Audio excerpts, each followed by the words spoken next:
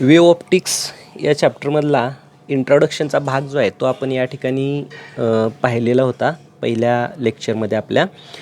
आता या ठिकाणी आपण लाईट ही एक ठिकाणाहून दुसऱ्या ठिकाणी कशी ट्रॅव्हल होते या संदर्भातल्या ज्या वेगवेगळ्या थिअरीज मांडल्या गेल्या वेगवेगळ्या शास्त्रज्ञांमार्फत त्याच्यामधल्या थिअरीज आपण या ठिकाणी बघणार आहे की लाईटचं स्वरूप कसं असते, that is the nature of light. Nature of light कसं आहे हे आपल्याला या ठिकाणी काय करायचं आहे, पाहायचं आहे. Nature of light. आणि याच्यामधली पहिली थिअरी आपण या ठिकाणी बघणार आहे. It is called as Newton's corpuscular theory और it is also called as corpuscular nature of the light, which is called as corpuscular nature. आपल्या पुस्तकामध्ये ह्याला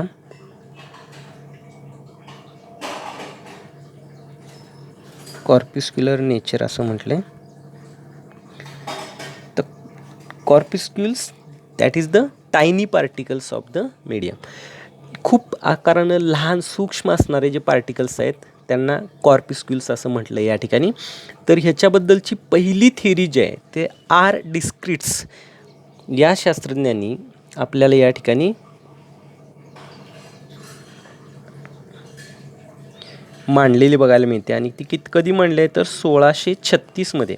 यांचा जो कार्यकाल आहे या ठिकाणी या शास्त्रज्ञांचा तो 1596 ते 1650 याच्यामध्ये यांचा कार्यकाळ आहे आर डिस्क्रिटचा. आणि यांनी 1636मध्ये सर्वात पहिल्यांदा आपल्याला लाईट ही एक ठिकाणाहून दुसऱ्या ठिकाणी कशी जाते हे सांगण्यासाठी पहिली थिअरी मांडलेली आपल्याला या ठिकाणी बघायला मिळते. आणि त्यांनी सर्वात पहिल्यांदा हे सांगितलं की लाईट ही एक ठिकाणाहून दुसऱ्या ठिकाणी पार्टिकलच्या स्वरूपामध्ये जाते. ओके. आता ही जी थिअरी मांडली याच्यामध्ये जास्त काय त्यांनी विशेष एक्सप्लेन केलेलं नव्हतं. त्यांनी फक्त हे सांगितलं की लाईट ही एक ठिकाणाहून दुसऱ्या ठिकाणी पार्टिकलच्या स्वरूपामध्ये जाते. मात्र याच्यावरती न्यूटननी परत खूप स्टडी केला आणि न्यूटननी या थिअरीमध्ये बरीचशी मॉडिफिकेशन्स करून ही थिअरी परत त्यांनी या ठिकाणी आपल्याला काय केली बघायला मिळते, मांडलेले बघायला मिळते. Newton developed this concept further and proposed that light is made up of particles. न्यूटनने हा कन्सेप्ट जो आहे तो परत डेव्हलप केला आणि ते सांगितलं की लाईट ही पार्टिकल्सपासून या ठिकाणी काय झालेले असते बनलेले असते. आणि हे जे टायनी पार्टिकल्स आहेत त्या पार्टिकल्सनाच काय म्हटलं जातं, दीज आर कॉल्ड ॲज कॉर्पिस्क्युल्स.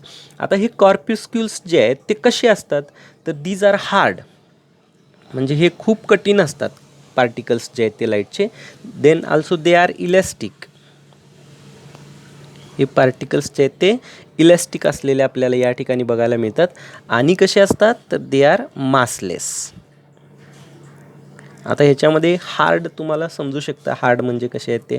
त्याच्यानंतर इलॅस्टिक म्हणजे काय तर इलॅस्टिक बॉडीज आपण कुठल्या बॉडीजना म्हणू शकतो तर the bodies which recovers their original dimensions or shape or size after the removal of the external deforming force.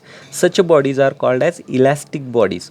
म्हणजे ज्या एक अशा बॉडीज की ज्या बॉडीवरती आपण एक्सटर्नल पिरियॉडिक फोर्स ॲप्लाय केल्यानंतर त्या बॉडीच्या साईज आणि शेपमध्ये बदल होत असेल, मात्र तो एक्सटर्नल फोर्स काढून घेतल्यानंतर जर त्या बॉडीज त्यांच्या ओरिजिनल डायमेन्शन्सना म्हणजे त्यांची ओरिजिनल लेंथ, ब्रीथ, एरिया या रिकवर करत असतील, म्हणजेच त्यांचा ओरिजिनल साईज आणि शेप त्या जर मिळवत असतील तर अशा सर्व बॉडीजना इलॅस्टिक बॉडीज असं म्हटलं जातं. आणि ही जी प्रॉपर्टी त्या बॉडीजमार्फत दाखवली जाते it is called as elasticity.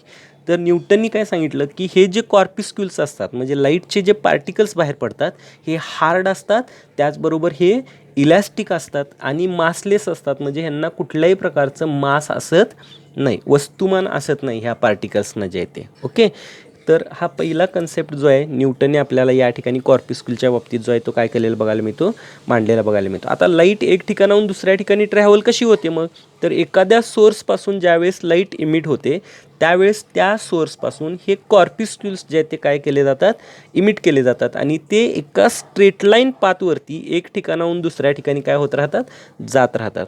यांच्यावरती कुठल्याही प्रकारचा एक्सटर्नल फोर्स त्यावेळेस ॲक्ट होत नाही. अर्थात ह्यांना मास आहे म्हटल्यानंतर ना ज्यावेळेस आपण पृथ्वीच्या ग्रॅव्हिटेशनल फील्डमध्ये जर असू तर एखाद्या बॉडीला जर एखादा अति सूक्ष्म पार्टिकल जरी आपण घेतला तर त्याच्यावरती आपल्याला माहीत आहे की ग्रॅव्हिटेशनल फोर्स जो आहे तो काय होतो, ॲक्ट होतो. पण न्यूटननी काय सांगितलं, दीज आर द ॲझुम्शन्स.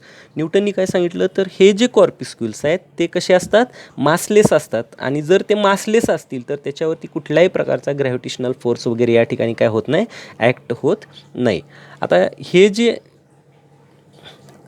कॉर्पिस्क्युल्स आहेत ते ज्यावेळेस एखाद्या रिफ्लेक्टिंग सरफेसला काय होतात, स्ट्राईक करतात. रिफ्लेक्टिंग सरफेसवरती ज्यावेळेस एखादे इन्सिडंट होतात तर त्यावेळेस काय घडतं, तर त्या रिफ्लेक्टिंग सरफेसचे पार्टिकल्स आणि हे कॉर्पिस्क्युल्स यांच्यामध्ये इलॅस्टिक कोलिजन्स क्रिएट होतात. आता इलॅस्टिक कोलिजन कुठल्या कोलिजनला म्हणायचं, तर हे 11वीमध्ये आपण पाहिलेलं आहे. सेक्शन मला वाटते सेक्शन 1मध्ये फोर्थ चॅप्टरमध्ये तुम्हाला इलॅस्टिक आणि इनइलॅस्टिक कोलिजन याच्याबद्दलची थोडीशी माहिती त्या ठिकाणी आलेली आहे. तरी पण मी या ठिकाणी रिपीट करतो आहे. इलॅस्टिक कोलिजन कुठल्या कोलिजनला म्हणायचं, तर ज्या कोलिजनमध्ये total kinetic energy before collision is equal to total kinetic energy after collision असते. आणि टोटल मोमेंटम बिफोर कोलिजन हा टोटल मोमेंटम आफ्टर कोलिजन असतो.